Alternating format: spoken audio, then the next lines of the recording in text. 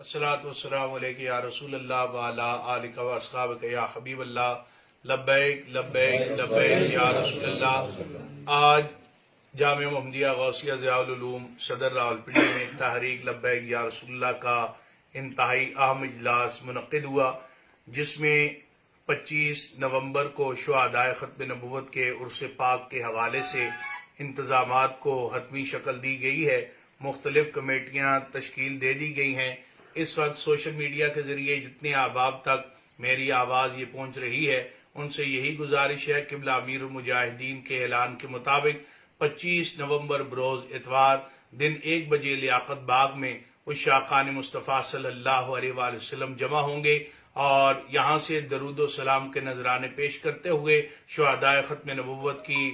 جائے شہادت فیض آباد بھی حاضری دی جائے گی اور وہاں پر آخری پروگرام ہوگا، اور جس میں شہدائے ختم نبوت کی بلندی درجات کی دعا ہوگی اور اس کے ساتھ یہ پروگرام اختتام پذیر ہوگا۔ تمام احباب سے گزارش ہے کہ گھروں میں زیادہ سے زیادہ قرآن خوانی کروائیں اور خود بھی قرآن خوانی کریں، درود پاک کے نذرانے، زیادہ سے زیادہ کلمات طیبات کا ورد کر کے آپ لوگ 25 نومبر کو اس عرس پاک میں شریک ہوں۔ ہم لوگ اپنے اپنے علماء مشائخ کا عرس کرتے ہیں، لیکن حضور علیہ الصلوۃ والسلام کے یہ فقیروں کا عرس ہے اور اس کو ہم شایان شان طور پر اس عرس کی تقریب کو منعقد کریں گے کہ حضور علیہ الصلوۃ والسلام کی عزت و ناموس پہ پہرے داری کے لیے ان لوگوں نے اپنی جانوں کا نذرانہ پیش کیا ہے۔ میں اس موقع پر جتنی راولپنڈی اسلام آباد کی انتظامیہ ہے ان سے بھی یہ اپیل کروں گا کہ آپ کسی قسم کے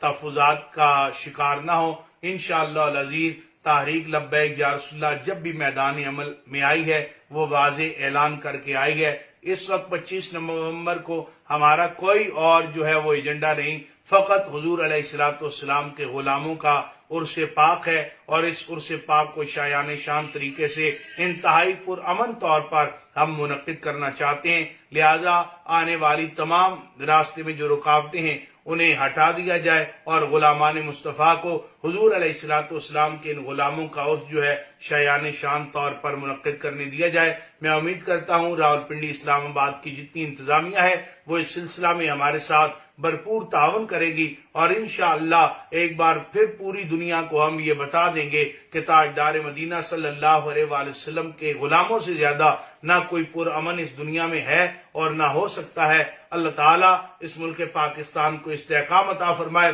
اور ہم سب کو مل کر ناموس رسالت ختم نبوت کے تحفظ کے لیے کردار ادا کرنے کی توفیق عطا فرمائے۔ لبیک لبیک لبیک یا رسول اللہ، لبیک لبیک لبیک یا رسول اللہ، لبیک لبیک لبیک یا